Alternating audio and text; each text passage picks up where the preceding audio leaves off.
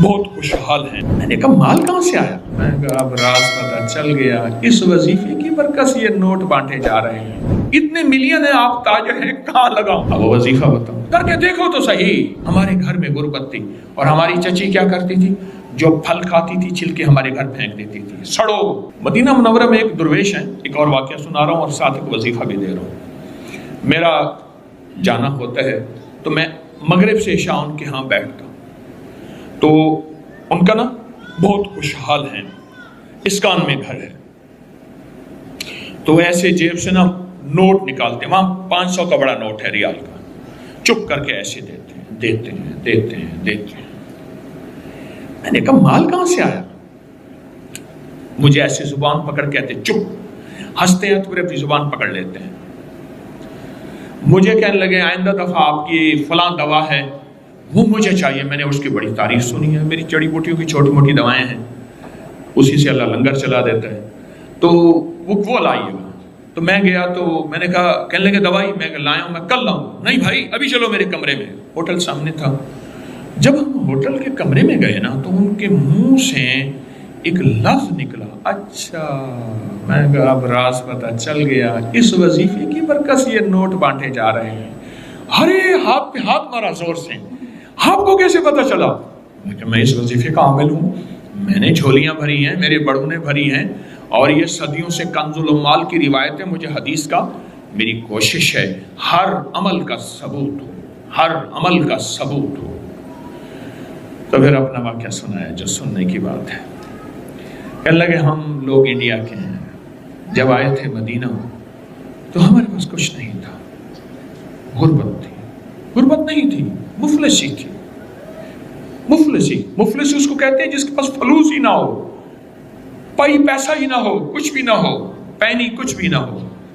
ہمارے بڑے کیا کرتے تھے؟ مدینہ کی سبزی منڈی سے گلے ہوئے پھل، گلی ہوئی سبزیاں لاتے تھے، کاٹتے تھے، دھوتے تھے، اور بعض اوقات نہ نمک اور ہوتا تھا نہ مرچ ہوتی تھی، اتنی غربت، بس ابال کے کھا لیتے تھے۔ ایک درویش آئے، انہوں نے یہ وظیفہ بتایا، اس کو پڑھنا شروع کر دیں۔ کہا بس ہم پڑھتے گئے پڑھتے گئے پڑھتے گئے۔ اب تونگری کا یہ عالم ہے، مجھ سے کہنے لگے میرے پاس اتنے ملین ہیں، فلاں کاروبار ہے، فلاں کاروبار ہے، فلاں کاروبار ہے، فلاں کھا گیا، وہ فلاں کھا بھی گیا میرا پیسہ، اتنے ملین ہیں، آپ تاجر ہیں، کہاں لگاؤں؟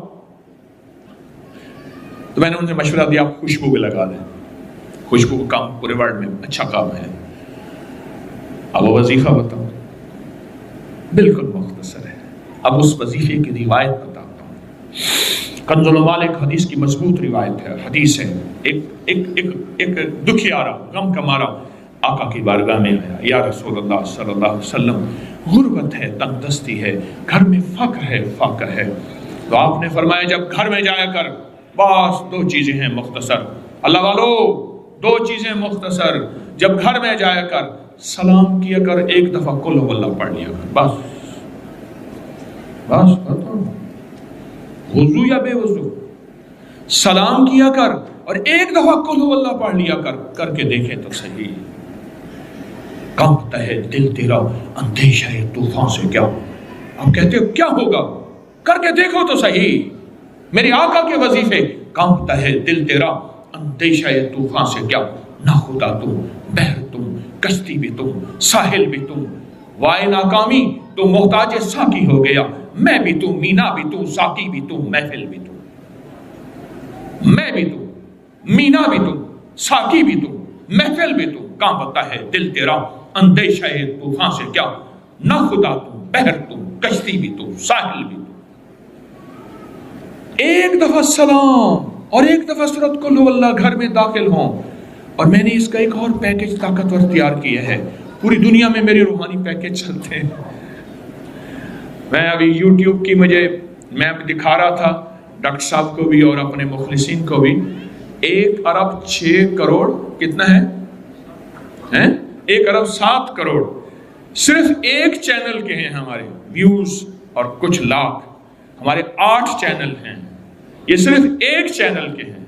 پوری دنیا زبانوں میں کام ہو رہا، انگلش، اردو، رشین، ازبک، پرشین، بنگلہ، ہندی، پتہ نہیں اور کس کی زبانوں میں، خیر پھیل رہی ہے. میں ایک پیکج دیتا ہوں اس کا. اب ایک کمرے سے داخل ہوں, یہ صحابہ کا عمل تھا. صحابہ کرام کے بارے میں ہے, درخت کی اوٹ سے نکلتے تھے تو دوسرے درخت میں آتے تھے, سلام کرتے تھے. ایک اوٹ سے ایک جگہ سے نکلتے تھے, دوسری جگہ آتے تھے, سلام کرتے تھے. میں اس کا پیکج دیتا ہوں ہمیشہ. گھر کی خواتین ہیں, وہ کہتی ہیں ہم سارا دن گھر رہتی ہیں, دروازے سے باہر نکلتی نہیں. ایک کمرے سے نکلیں دوسرے کمرے میں, دل میں سلام کریں. فرشتے موجود ہیں, جنات موجود ہیں, ارواح موجود ہیں, کوئی نظر نہیں آ رہا. عمل پورا کریں, سلام کریں اور قل ہو اللہ پڑھیں. کچھ عرصہ کر کے دیکھیں تو صحیح. ایک اور واقعہ سنو. ایک صاحب ہے کراچی میں, ہر سال نئے ماڈل کی گاڑی ان کے لیے پہلے سے بک ہوتی ہے, پہلے سے بک ہوتی ہے. ڈیرہ اسماعیل خان کے قریب ایک جگہ, وہاں کے رہنے والے کہنے لگے ہماری چچی, ہم گھر میں رہتے تھے, درمیان میں دیوار تھی چھوٹی سی, وہ مالدار تھے, ہم غریب تھے. ایک وقت ایسا آیا, میں اسکول سے آیا نا, اماں سے کہا اماں بھوک لگی ہے. کہہ لگا بیٹا 3 روٹیوں کا آٹا ہے پر لکڑیاں نہیں. 3 روٹیوں کا آٹا ہے, بچے بہت سارے تھے, چلو 1 روٹی میں تجھے دے دوں گی, 2 ہم مل کر گزارا کر لیں گے. ہمارے گھر میں غربت تھی اور ہماری چچی کیا کرتی تھی, جو پھل کھاتی تھی چھلکے ہمارے گھر پھینک دیتی تھی. سڑو, ہم یہ ہیں, جلو. جو چیز کھاتی تھی ہمارے گھر پھینک دیتی تھی. میری ماں چپ کر کے رو کے وہ چھلکے اٹھا کے باہر پھینک دیتی تھی. چچی کا حسد یہ تھا, کینہ یہ تھا. ہاں, کہا کہ میری اماں باتیں کر ہی رہی تھی تو ہمارے گھر میں ٹھا ایسے ہوا کیا, چچی کے گھر آئیں لکڑیاں. لکڑیوں کے آگے شاخیں ہوتی ہیں جس میں کانٹے لگے ہوئے ہوتے ہیں. اس نے وہ پتلی پتلی شاخیں توڑی اور کانٹوں والی ساری شاخیں اٹھا کے ہمارے گھر پھینکی. اماں کہنے لگے بیٹا لکڑیاں آ گئی. پہلی مدد, ایک وظیفہ بتا رہا ہوں میں, کہا کہ میں نے پہلی مدد اس وظیفے کی یہ دیکھی. اماں نے وہ کانٹوں والی لکڑیوں سے آگ جلائی اور روٹی پکائی اور روٹی پکا کے مجھے دی. میرا دل ٹھنڈا ہوا.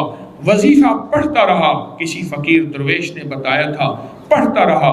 آج وہ پاکستان کے بڑے مالداروں میں ہے اور وہ وظیفہ کیا ہے, سلام اور قل ہو اللہ.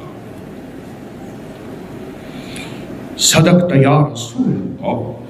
جبریل سچا, وہی لانے والا. رب سچا, وہی دینے والا. وہی جس پہ نازل ہوئی محمد صلی اللہ علیہ وسلم سچے. جن صحابہ اہل بیت نے ہم تک پہنچایا سچے. محدثین فقہا نے پہنچایا سچے. اور یہ مسلسل تجربات بڑھتے گئے. ہمارے نا محلے میں ایک درزی ہوتا تھا, بہت کاریگر تھا, اس کے بڑے شاگرد تھے.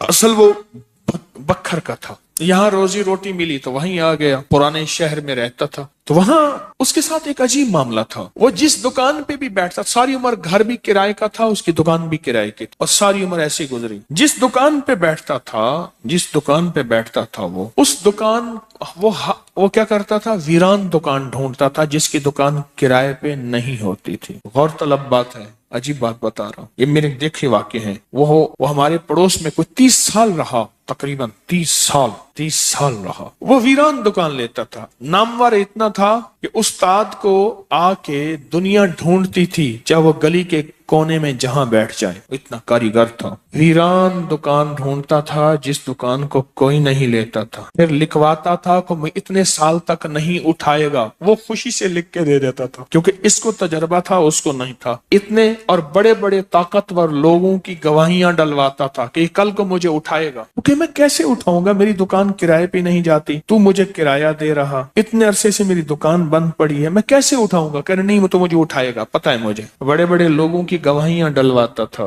لکھواتا تھا, کرایہ دیتا رہوں گا, دیتا تھا. ادھر وہ کرائے پہ بیٹھتا تھا. چند دنوں کے پاس اس کے پاس لوگ آنا شروع ہو جاتے, یہ دکان دے. وہ اگر 20 روپے کرایہ دیتے, ہم 30 روپے دیتے ہیں, ہم 40 روپے دیتے ہیں, کوئی کہ ہم 50 روپے دیتے ہیں. اب اس کا دماغ بیچارے کا تو ویسے ہلا چیترل گیا، دماغ تو ہلنا تھا۔ وہ اس کو آ کے کہتا کہ مجھے اتنے لوگ دے رہے ہیں۔ میں نے کہا میں نے تجھے پہلے کہا تھا لکھوا کے دو۔ اچھا یہ چند بار ہوا، جس دکان پہ بھی بیٹھتا تھا اس دکان پہ بیٹھتے ہی اس کے ساتھ یہ معاملہ شروع ہو جاتا۔ اب یہ راز کسی کو پتا نہیں تھا، یہ راز ہے کیا اس کا، اس کے ساتھ کیا ہوتا ہے ایسا، اس کے ساتھ ایسا کیوں ہوتا ہے۔ اس نے نا ایک دفعہ یہ راز ایک بندے کو بتایا، اس نے مجھے بتایا، براہ راست میں نے اس سے بات نہیں ہوئی، لیکن ہمارا پڑوسی تھا وہ، ایک بندے کو اس نے یہ راز بتایا، ہمارا ایک رشتہ دار تھا، اس کو یہ راز بتایا اور اس کو کہا کہ میرے ساتھ یہ راز ہے۔ اس نے اب جو لفظ کہنا، پہلے میں وہ لفظ آپ کے سامنے بیان کرتا ہوں۔ کہنے لگا بخت میرے اوپر پاگل ہے، اور مجھے اکھے بخت میرے اوپر پاگل ہے، میں نہیں چاہتا وال میں کو آتے ویلڑ میں دے، ویلڑ چپک جاتا ہے، چپٹ جاتا ہے، لپٹ جاتا ہے، میں نہیں چاہتا، آ کے پھر مجھے لپٹ جاتا ہے بخت۔ اچھا جس کی دکان آنے کی ہوتی ہے 100 آنے کی ہو جاتی ہے۔ اچھا ادھر میں دکان چھوڑ کے جاتا ہوں کسی اور جگہ پہ، وہ دکان پھر آنے کی ہو جاتی ہے، پھر جہاں میں جا کے بیٹھتا ہوں پھر وہ 100 آنے کی ہو جاتی، پھر وہ پیچھے والے مجھے آ کے بلاتے ہیں، آپ کی مہربانی آ جاؤ، اس سے کم کرایہ دینا۔ تھا کوئی ایسا، کیونکہ ہاتھ کا کاریگر بہت کم ہوتا ہے جو سر پھرا نہ ہو، ہاتھ کا کاریگر وہ ہاتھ کا جس شعبے کا ہو، تھا کوئی سر پھرا، کہہ رہا میں نہیں جاتا تو اس دکان پہ، تم نے مجھے نکالا تھا۔ ساری زندگی اس نے ایسے گزاری۔ اب یہ بخت کہاں سے ملا؟ اب بخت کو سنے، کہا میرا باپ مزدور تھا، مزدوری کرتا تھا، بڑا ہوا تو اس نے مجھے درزیوں کے کام پہ ڈال دیا کہ بیٹا چلو چھاؤں کا کام ہے تو کرتا رہے گا۔ میں تو دھوپ سردی گرمی مزدوریاں کرتا رہا، درزیوں کا کام چھاؤں کا کام ہے تو کرتا رہے گا۔ اور میرے والد کہتا تھا تجھے کوئی ایسا رئیس مل جائے جو اپنی ڈیوڑی میں جو جگہ دے۔ بعض رئیس ایسے ہوتے ہیں جنہوں نے مستقل درزی رکھے ہوئے ہوتے ہیں، ان کا ہر وقت کپڑے سلتے رہتے ہیں۔ کہہ رہے دعائیں دیتا تھا والد مجھے کوئی رئیس مل جائے۔ کہ والد کا حادثہ ہو گیا، والد کی ٹانگ ٹوٹ گئی، والد کی بوڑھی والدہ تھی، میں ہم والد کی خدمت کرتے تھے، والد دعائیں دیتا تھا، ان پڑھ تھا، کسی نے والد کو اللہم صلی علی محمد بتا دیا، بس یہی پڑھتا تھا، اور ٹوٹی پھوٹی قل ہو اللہ پڑھتا تھا، باقی کوئی ابا کو پتا نہیں تھا۔ کہا میں درزیوں سے پیسے تھوڑے سے لاتا تھا، گھر میں فاقے آنا شروع ہو گئے، تھوڑے سے پیسے میں لاتا تھا، ابھی کام سیکھا نہیں تھا، استاد کبھی کبھار دے دیتا تھا، اور والد روز لاتا تھا، گھر میں سختی اور تنگی آنا شروع ہو گئی، بہت زیادہ غربت، تنگ دستی۔ کل ہماری ایک پھوپھی تھی، کہیں دور رہتی تھی، بہت بوڑھی تھی، والد سے بھی بڑی تھی، وہ آ کے ہمارے گھر اس نے قیام کر لیا کہ تمہارے والد کی خدمت کروں گی۔ اس کے بیٹے اسے ٹھوکریں مارتے تھے اور اس کی عزت نہیں کرتے تھے، وہ پھر گھر آ گئی۔ اب میری ماں مجھے دیکھے، میں اپنے دیکھوں، ماں نے کہا بیٹا آ گئی ہے، اس کی بھی خدمت ساتھ کرنی ہے۔ اب پھوپھی نے، ایک پھوپھی بوڑھی ابے سے بڑی، ایک والد معذور، بوڑھی والدہ اور بہت سارے بہن بھائی، کہا کہ کئی راتیں ایسی گزرتی تھی، میں اور میری ماں نہیں کھاتے تھے، فاقوں میں سوتے تھے، پھوپھی کو کھلاتے تھے۔ کہا پھوپھی کھاتی بہت تھی، کھاتی بہت تھی، بچوں کا سب کچھ کھا جاتی تھی، سارا اپنا بھی کھا جاتی تھی، کھاتی بہت تھی پھوپھی۔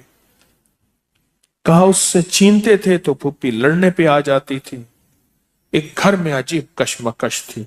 کہا ان سختیوں تلخیوں میں میں ان کی خدمت کرتا رہا، باپ کی ماں کی خدمت کرتا رہا، حتیٰ کہ والد پتہ نہیں کتنے سال کہے مجھے بھول گئے، فوت ہو گئے۔ اور پھوپھی نے کے دل میں یہ بات آئی کہ ہم نے والد کو زہر دیا ہے۔